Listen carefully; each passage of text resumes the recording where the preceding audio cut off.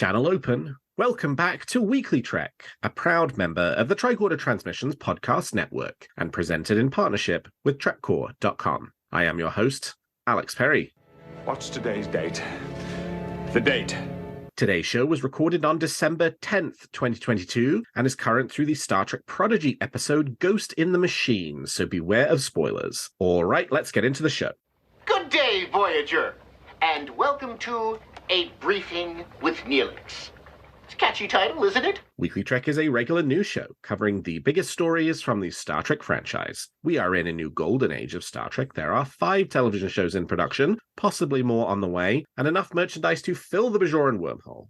So stick with me and I'll help you sort the real facts from a lot of the Dominion propaganda that you'll find online. But I can't do this alone. And my guest this week is returning guest and co-host of Trek Live over on YouTube. It's Bill Mann. Bill, welcome back to WeeklyTrek.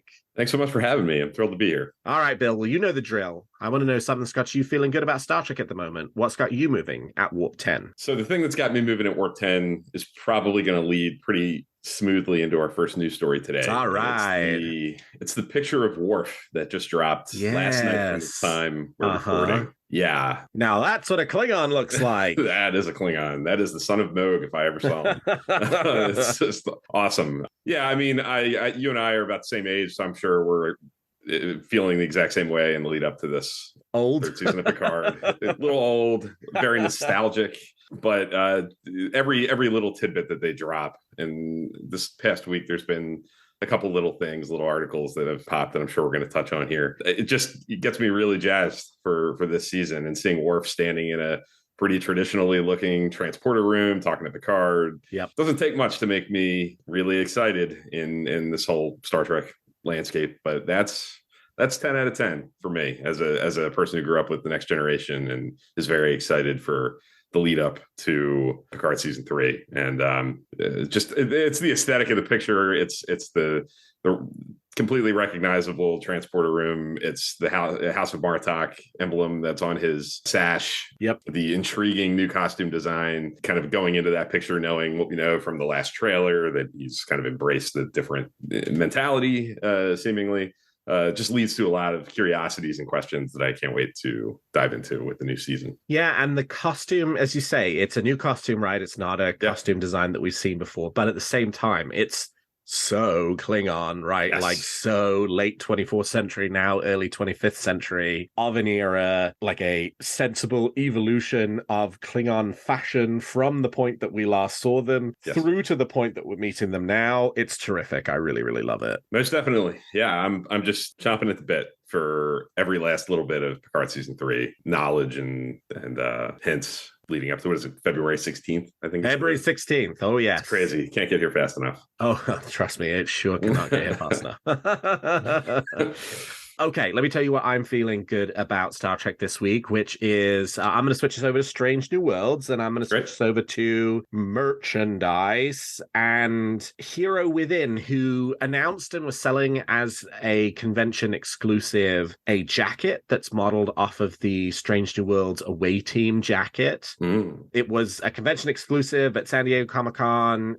They had a couple at STLV. They had them again at New York Comic-Con, and then for Black Friday, they were like, hey, we're going to put up the rest of our stock to sell it off. And that's where I got mine, was on Black Friday, and it just arrived last week. And it's great. It's it's a really nice jacket. I had their Star Trek Picard one that they had done, which was pretty similar to Picard's La Sirena jacket that he wore.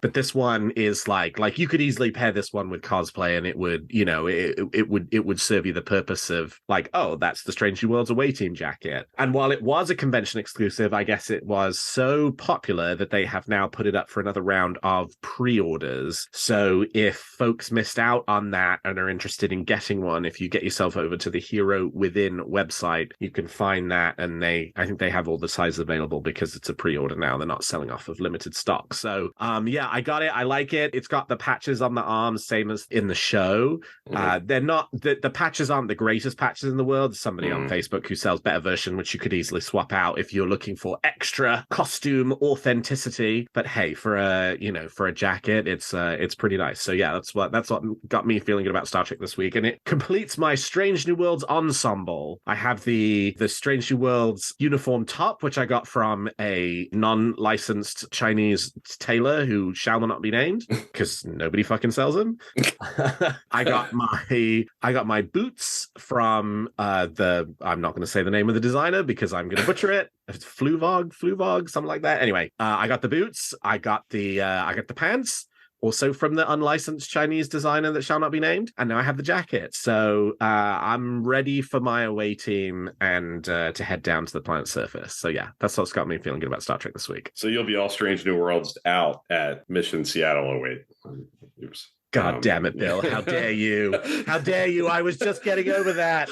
I was just getting over it. I know. It's so terrible. And you've ripped my heart open and the wounds are raw once again. Well, at Vegas, you'll be all Strange New Worlds out, and I'm sure at other events in the lead up to August. And yeah, I mean, I love the Strange New Worlds look. I love that jacket. I think it's super functional and looks perfectly accessible for just general wearing if you choose to do so. And I love the fact that they use the jacket in Strange New Worlds, because in the cage they wear jackets on Talos 4. And yeah, I love that little touch. And I would love to get my hands on one.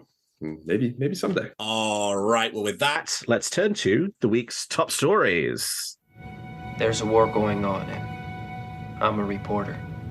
Well, the hype machine for Star Trek Picard Season 3 is slowly getting underway in the last couple of weeks, with initial interviews and first looks at Season 3 designed to whet your appetite for the February 16th, 2023 premiere. That's just a little over 2 months away, and I promise you, February will be here before you know it. In an interview with Ryan Britt over at Den of Geek, Picard showrunner Terry Matalas said he would have retitled Star Trek Picard if given the chance. In my mind, I would have called it Star Trek Legacy, he said. I mean, it is truly a Picard story. He is the focus, but the spirit of it is different than seasons 1 and 2 just because of what it is. And in a very tantalizing hint that is the latest in a series of very tantalizing hints, Matalas said that it would not just be TNG fans who would feel represented in Picard Season 3. I think that it's important to Deep Space Nine fans to feel seen, he said. It's a continuation of Voyager 2, of course, with 7 of 9 in our show. If you're going to be in this time period, there's such a rich opportunity to honor what came before. And speaking more broadly about how the show fits into the wider universe, Matalas said, quote, I just felt like Picard Season 3 needed to feel like it fit into this universe. It was very important to me, first and foremost, that it treads new ground, but also feel like a continuation of the stories and arcs set up 30 years ago. There's a fine line between fan service and just honoring the universe that you're in, so I just went full tilt at all the things that mattered to me. Bill,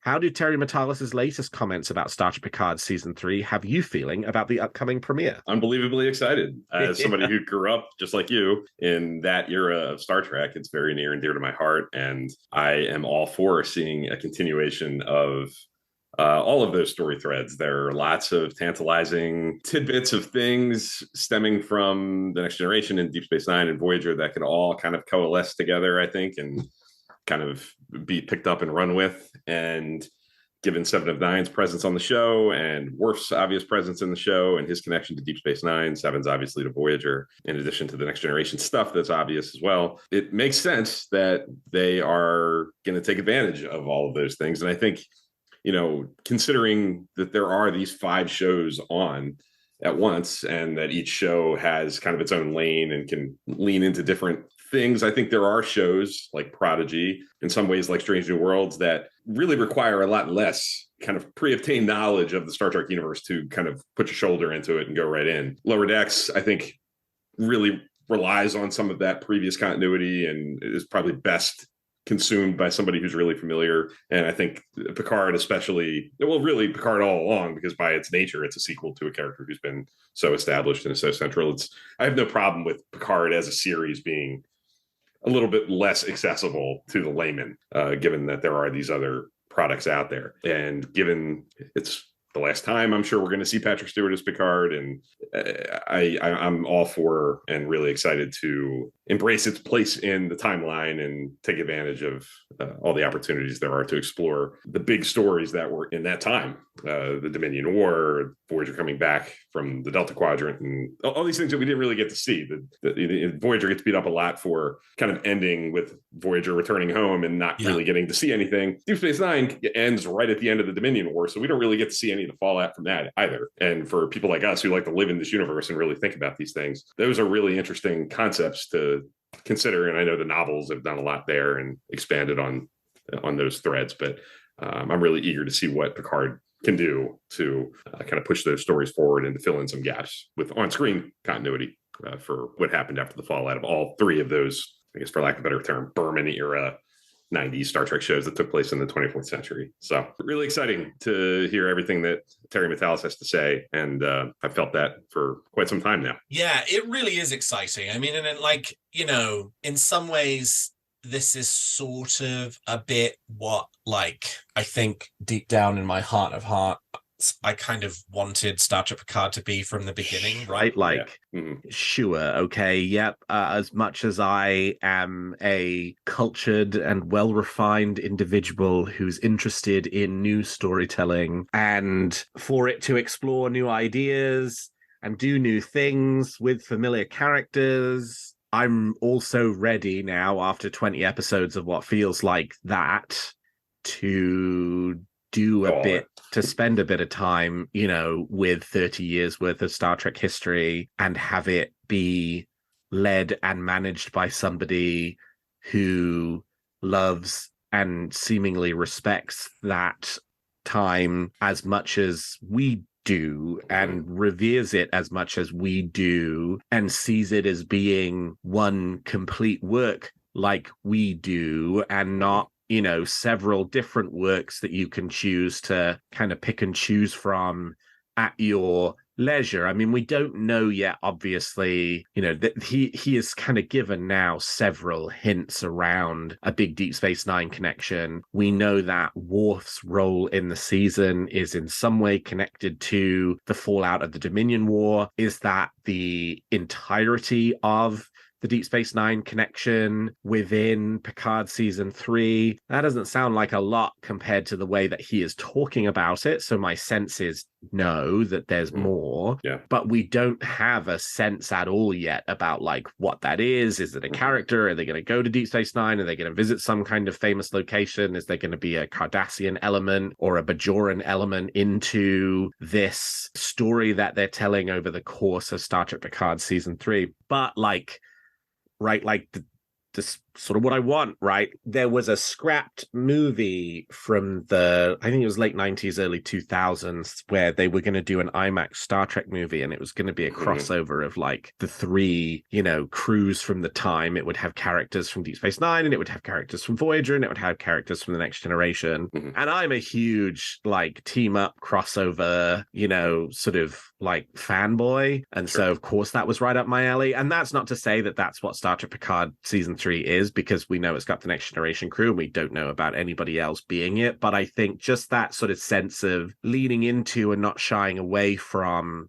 the complete pantheon of 24th century Star Trek really is very exciting to me for the prospects of what season 3 will bring. Couldn't agree more. Yeah, I'm really open-minded to it. I'm of two minds, you know, for speaking selfishly, the more they embrace the continuity and the more they embrace picking up, you know, on things that were alluded to and built up in the other shows, I'm all for that as a selfish like fanboy of that stuff and having grown up with it. But I hope that it also has its own, you know, it's not completely reliant on, you know, such deep cut continuity that it's kind of drowning in it. I have every confidence that it won't be so overwhelmed by that stuff. Yeah, I think maybe that's the benefit of it being season 3, that the show has kind of a personality of its own to some extent. Although I do think Terry Matalas, and I've kind of come to terms with this, but he certainly drops somewhat of a hint in each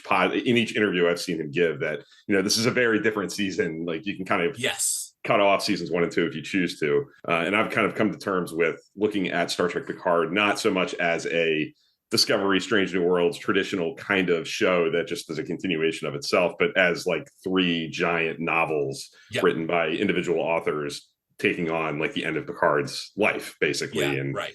Season 1 really honing in on the fallout of Nemesis and the '09 stuff, and 2 doing its own thing, and now 3 is going to do its own unique thing. But I think the fact that it's not Season 1, it's Season 3, and that the show does have a history of its own, and we have characters like Raffi and Seven and their relationships with Picard, that it'll be its own thing and not just kind of reaching for obscure threads from 30-year-old shows, as much as I would love that for my own well-being, I guess, as a fan of that stuff. But I'm very confident in it. I think every time Terry Matalas opens his mouth in these kinds of interviews, I grow more confident by the day and more excited with each kind of hint that he drops. And this interview is certainly no different. I'm in love with the idea of incorporating elements from the other shows and looking, like you said, people always ask me like, what's my favorite of the shows? And I truly, and you know me, I rank everything, and I do this stuff all the time, but that's like the hardest question for me, because I really do look at Star Trek as a single thing. I really I look at the individual shows more like seasons of a show and not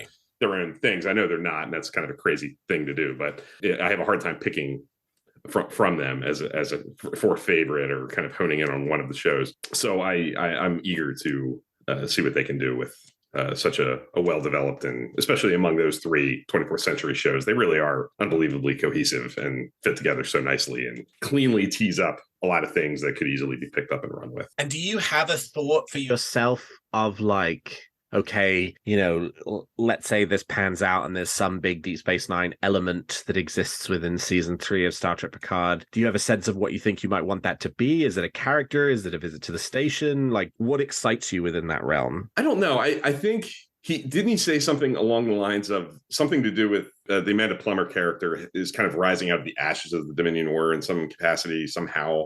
Yeah. If the kind of geopolitical, quadrant political, whatever you want to call it, dynamics of the post-Dominion fallout comes into play somehow. I initially, before the trailer came out, my kind of running theory was that perhaps the villain, because of something Terry had said in an interview about that, come rising out of the ashes of the Dominion War. The thing that always kind of sticks out in my head is what did the female shapeshifter say? What was kind of her last order, and what we leave behind as the Dominions get ready to fall, exterminate the Cardassians? Like, how much damage did they do to the Cardassians in the fallout of the Dominion War? And in kind of sort of a World War I to World War II parallel, did the Federation not do enough to help the Cardassians pick up the pieces? And are there bitter feelings coming from that whole angle?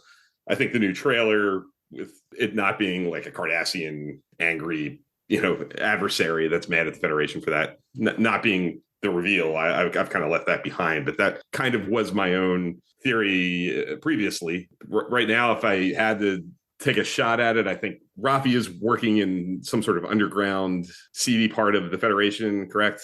Seemingly from interviews that we've heard. And from the trailer, I'm gathering maybe that she has some kind of connection with Worf, who's kind of off doing his own thing. I wonder if maybe they're doing I could see it being some sort of hunting ex-Dominion, sort of like going after ex-Nazis living in South America, hiding from justice. Right. Are there Dominion sort of sympathizers or war criminals that are on the run, and Raffi and Worf in some capacity are involved in that sort of process of trying to track those people down. Those are the kinds of things that are living in my head in the lead up that I'm sure are incorrect. That does feel very much to me like at least part of the story behind Worf, for sure. Yeah. Given that I think, they've talked the most explicitly about him and his character piece in this season having a Dominion War tie-in. That does feel very like, I'm not 100% clear how that theory reconciles with the things that he says in the trailer about pacifism, but hey, he is carrying a weapon around with him, so and we do see him fight in the trailer, so it does make one wonder the extent to which his pacifism is relative to his previous behavior rather than pacifism in the true sense of the word. So and that's why I think, and I sort of said this when the Picard season 3 trailer came out from New York Comic Con, and it was like the Enterprise F, and it was like Moriarty, and my strong sense coming away from that was like, I don't know, I think they've kind of given us some of the small stuff, right? Because they do want to hold some of the bigger stuff in reserve and have it be much more of a surprise. And they should.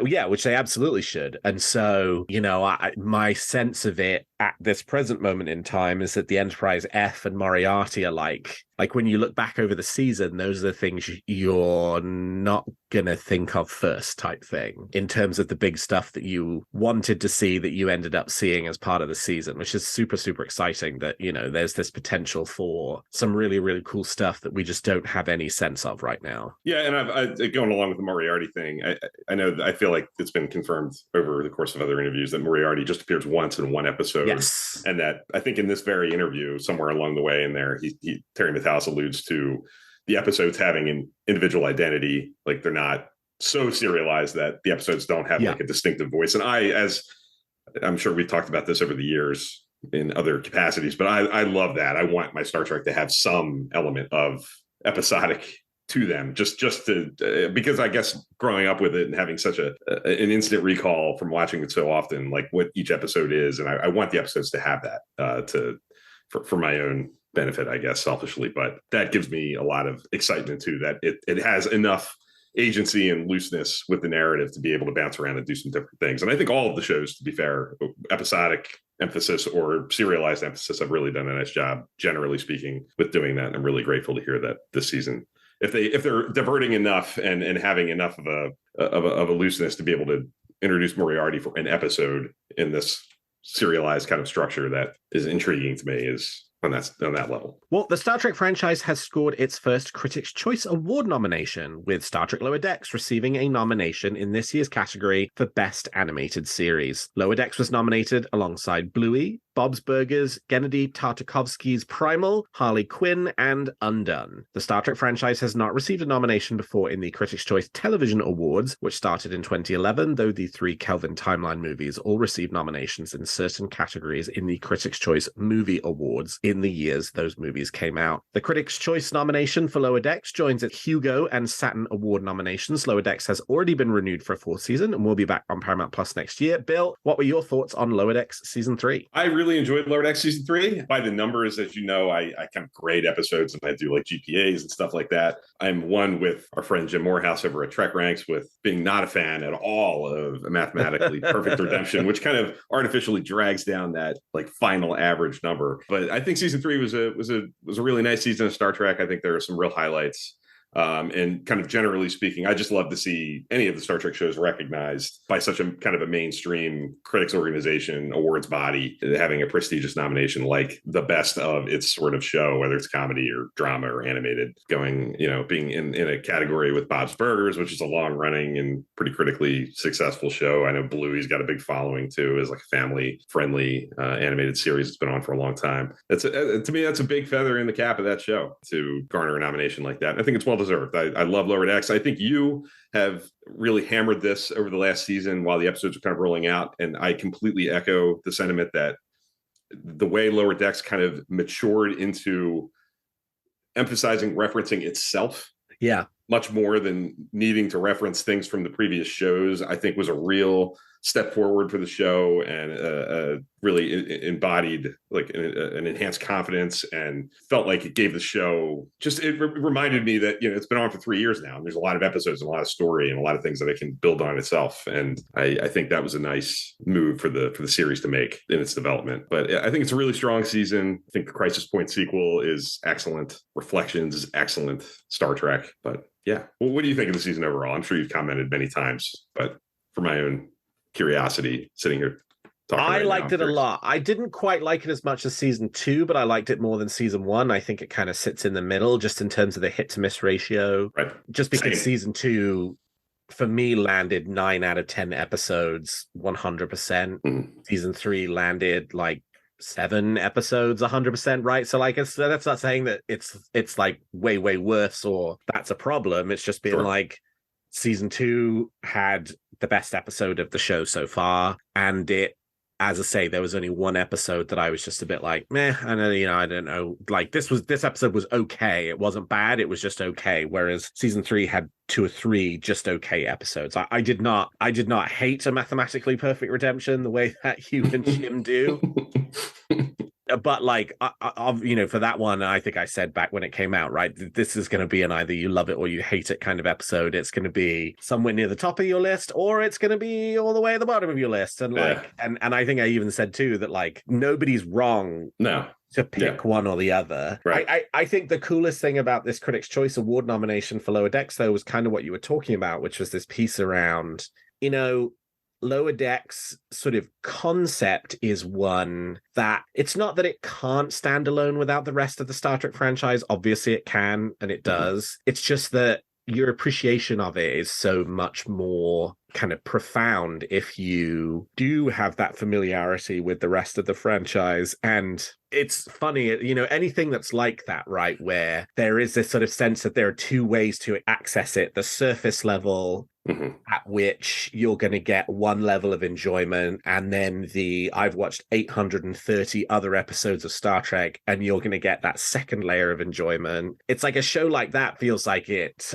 is in a position where it maybe is not going to get the kind of, you know, mainstream critical acclaim or recognition that it otherwise should, because it requires those critics to have that deeper level knowledge, and not just like a little bit of buy-in, but like a lot of buy-in in order, you know, 830, right? It's not like you got to watch, you know, 50 episodes and then you're just as in the know, right? It's like you have to watch a lot of episodes to really be able to access Lower Decks in the way that it is made. So this is a real testament to the show, right? That it has managed to do that, and that with the Critics' Choice audience, who are surprisingly critics, that, you know, it has sort of landed and resonated with them in a way that it got itself a nomination. So I think that's a really great sign, and anything that sort of sets us up for more Lower Decks going forward, that is just fine by me. I think it's a real validation that the show works on levels beyond, I think, what we kind of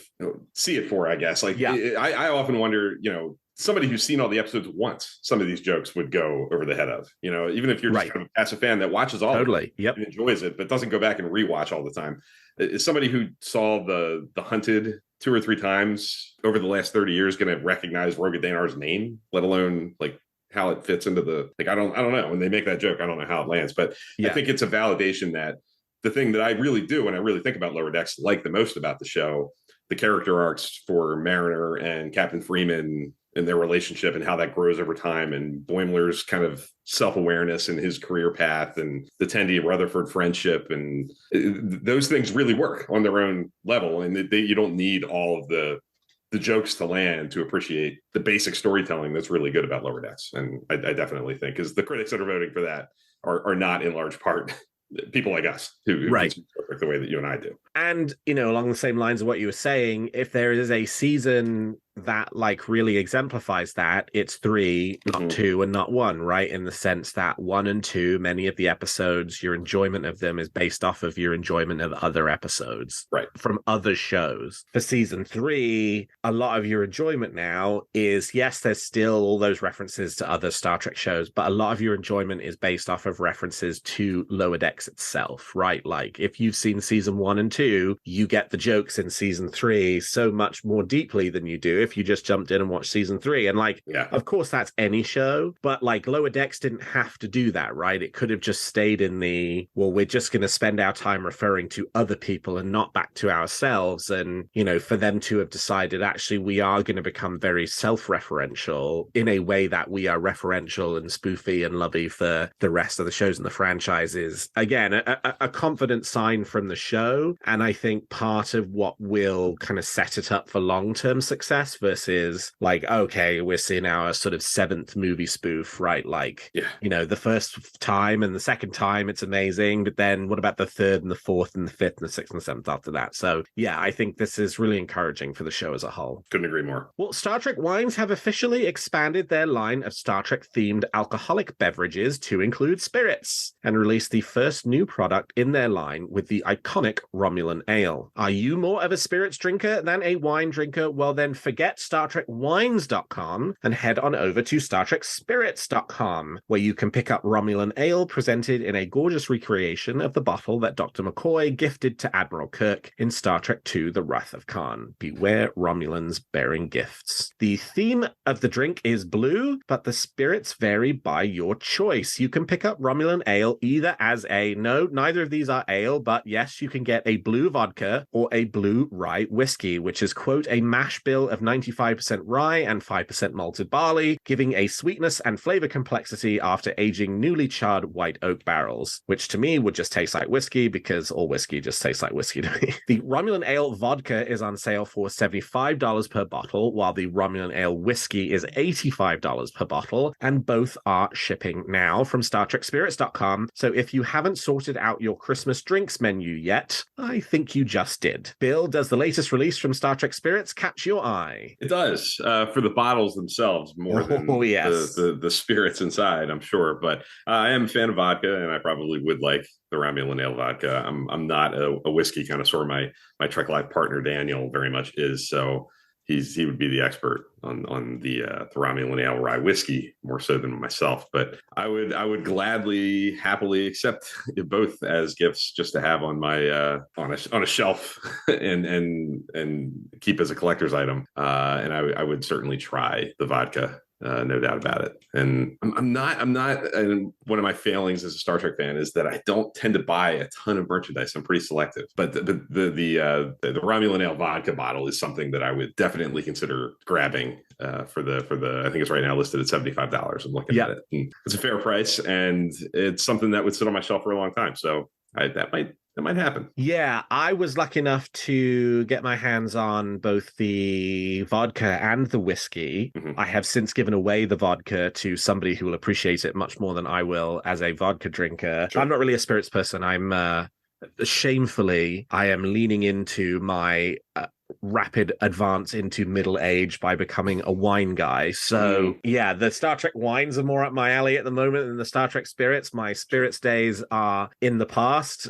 R.I.P. Jack Daniels and Coke. And so I'm not really a spirits drinker anymore. But having said that, as a collector's item, these are really, really nice. Both the vodka, so the bottle's the same for both the vodka and the whiskey, just the contents are different. They're presented in the colors are slightly different for each of them. A, I think so you can tell them apart, but B, also reflecting the different kind of colors of Romulan ale that we have seen throughout the franchise. The whiskey color, I think, is a bit closer to the Star Trek II presentation of Romulan ale. The vodka color is a bit closer to the presentation of the sort of Berman era of the show. Star Trek 6. Yeah, and Star Trek 6. Yeah. And so, obviously, right, like, if you're in it just for the collector's piece, just go in knowing that you have basically the choices of two colors of blue for your Romulan ale. I ended up choosing to keep the whiskey because I liked the sort of Wrath of Khan sort of display, but the bottle itself is also really, really nice. The gold foil that's on the front, that's not a sticker, that's kind of stenciled onto it.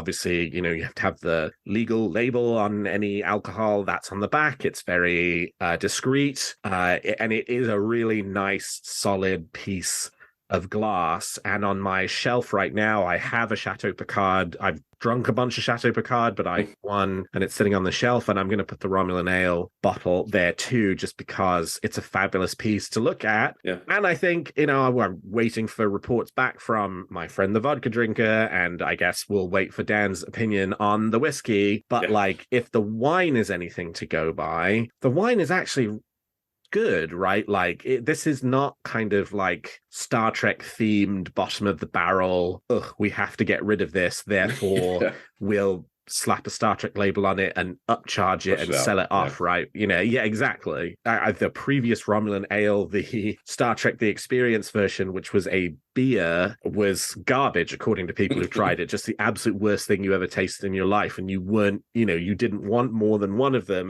and the first one was a mistake. Like, these are genuinely enjoyable things to drink, in addition to being Star Trek themed and great collector's pieces. So I think, and yes, the prices, hey, it's spirits, they're more expensive. So right. Yeah, goes without saying. Yeah, exactly. But you get a really nice piece out of it. So yeah, I think let's show Star Trek Spirits our support for them doing this. I think this is their first foray into the spirits realm as well, out of the wine realm, certainly for Star Trek, and hopefully there's more to come from them, and that this launch is a smashing success. Well, and lastly this week, also in the realm of new products, to thrill the Star Trek fan in your life, or thrill you if you're the only Star Trek fan in your life, Star Trek Unlimited have released a range of new products for your kitchen, office, and storage unit. First up, Star Trek Unlimited have released 2 new dinnerware sets. The first has a TOS theme and is patterned off the hull markings of the USS Enterprise NCC 1701, no bloody A, B, C, or D. And the second is a 25th century dinnerware set, which Star Trek Unlimited informs us the designs for which appear in an upcoming episode of Star Trek Picard Season 3. So obviously I went out and bought one because that's very cool, and I like that a lot. The Picard set is $129.99, and the TOS set is a bit cheaper at $79.99. You can find all of this at StarTrekUnlimited.com. The company has also released a line of TNG-style storage containers for your kitchen to hold all of your loose flour, sugar, and Rigelian spices. You can order the 4-piece set for $79.99. And for collectors like myself who want to extend the Star Trek theme even to our storage spaces, the company has also released 2 lines of collapsible storage containers. Presented in either TOS or TNG style, these look like they could have been hiding in the corner of one of the cargo bays on the show. A set of either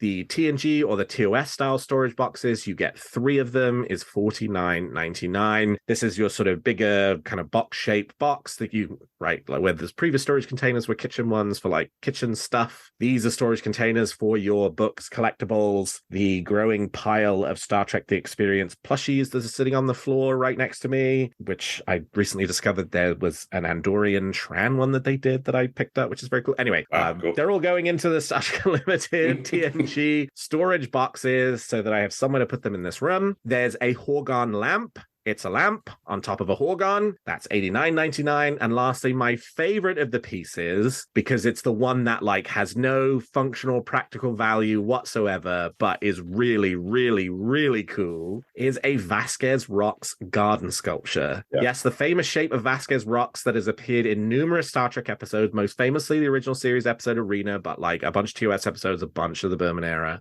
can now be yours to own, and all the way up to Star Trek Picard, can now be yours to own in your very own home or garden. The sculpture, which is appropriate for display either indoors or outdoors, can be yours for $49.99. To tell you that the moment that went up, I hit order on it as hard as I possibly could, because who doesn't want to own a sculpture of Vasquez Rocks in their house because of all the Star Trek connections is a fool in my mind. Bill, do you think you'll be ordering any of the latest products from Star Trek Unlimited? The Vasquez Rocks sculpture is super cool and such a unexpected product that's awfully tempting, and that might happen. The thing that I'm the most intrigued by is actually the Horgon lamp, and that's because I feel like that's something that you could have out, and the completely oblivious person that knows nothing about Star Trek would just think it's some sort of sculpture and perfectly innocent. It's almost like a signal to if a person walks into like my office and sees that and they know what it is, then that's an ally.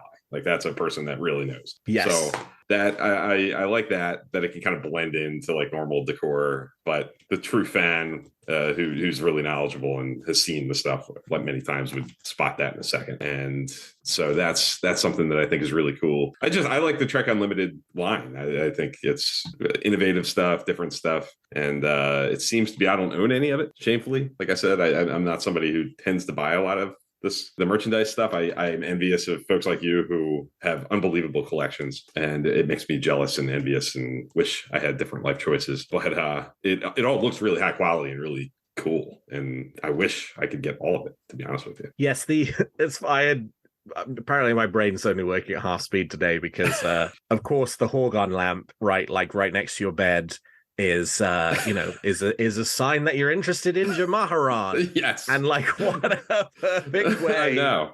of testing your dates that you bring home. Yeah. And seeing if, they write like They're also seeking. Yes, if on their Hinge profile they said they were a fan of Star Trek, does it come true or not? By going into your bedroom and seeing the Horcon lamp on the nightstand.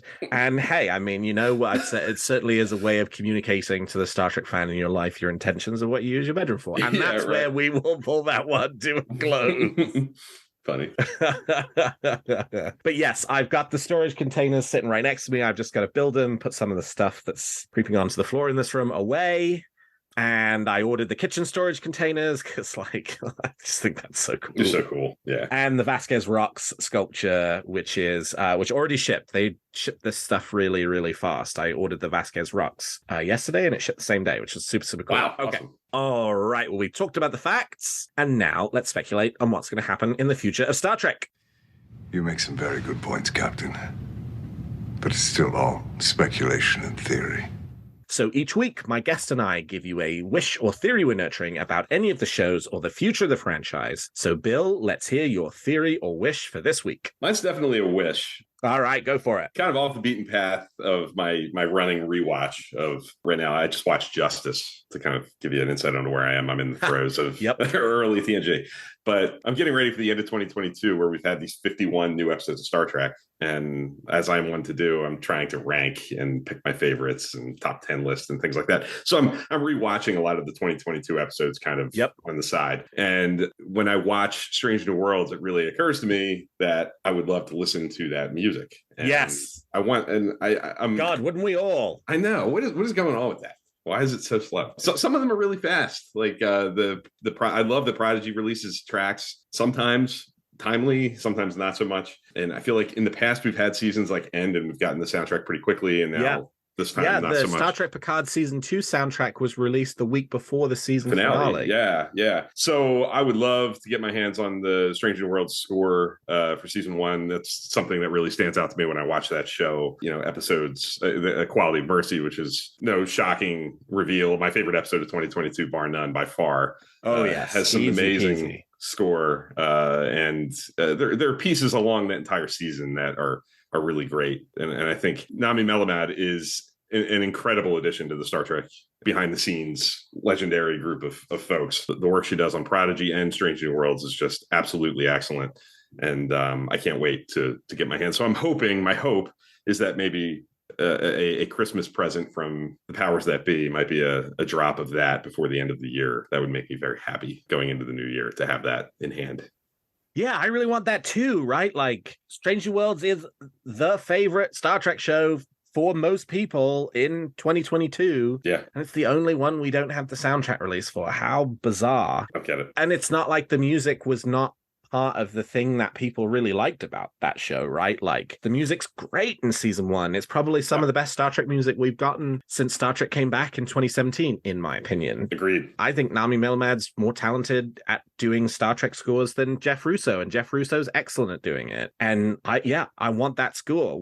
It's just another one of these like bizarre decisions. It really is. It's like, what the hell is going on?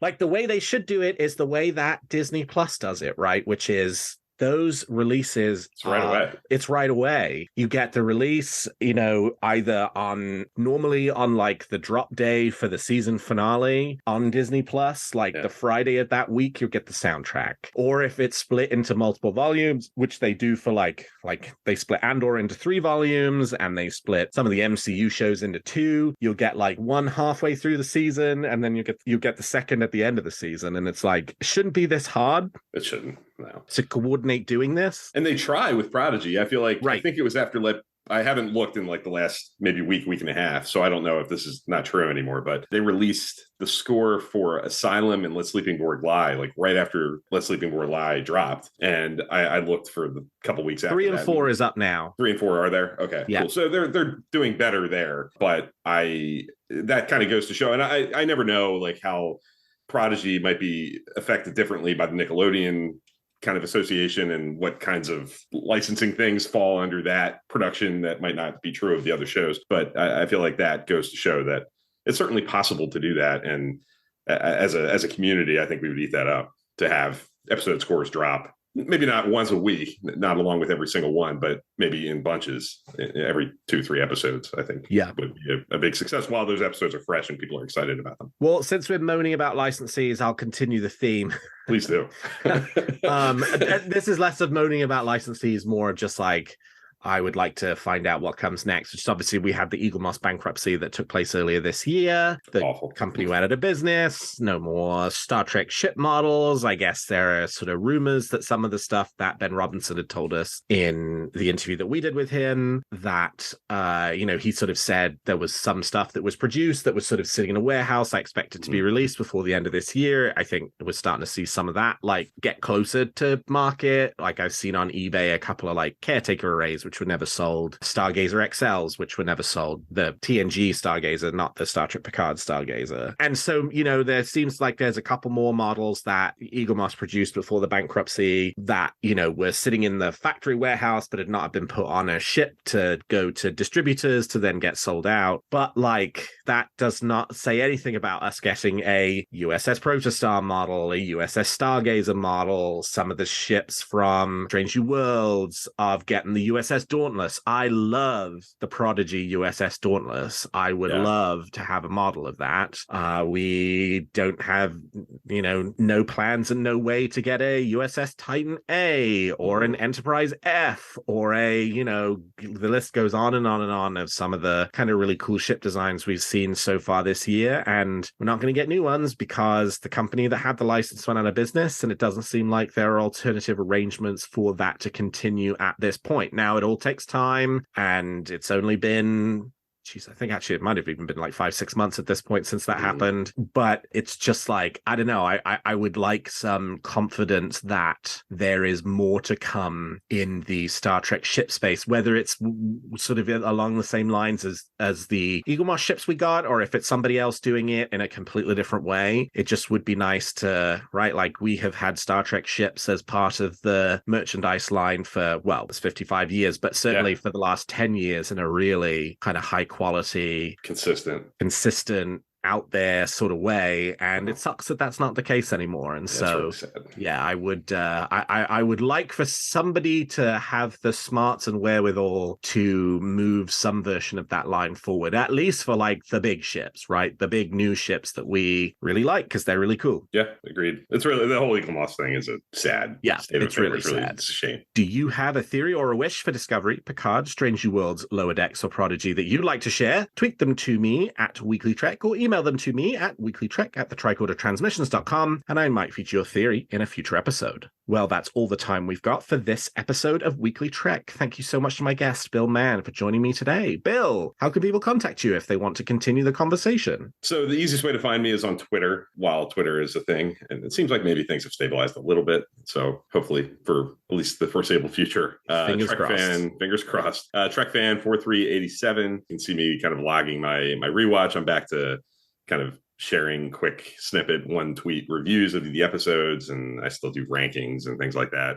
And I am on Trek Live every other Sunday at 10 a.m. Eastern on YouTube, Trek Live YouTube channel, where my friend Dan and I just kind of talk Star Trek in a live stream capacity, just kind of get our own thoughts out there and work through our processes as we work through all the Star Trek stuff that's out there, new and old. And you can find this show on Twitter at WeeklyTrek and me at Alexander T. Perry. And if you enjoy the show, please consider leaving us a 5-star review on your podcast player of choice. And please check out some of the other great shows on the Tricorder Transmissions. And if you like our shows, please also consider becoming a Patreon of Tricorder, which you can find at patreon.com/the Tricorder Transmissions. And lastly, if you're looking for Star Trek news on the internet, I hope you will turn to trekcore.com. Well, thank you, Bill. Thank you to all of my listeners. And until next week, live long and prosper.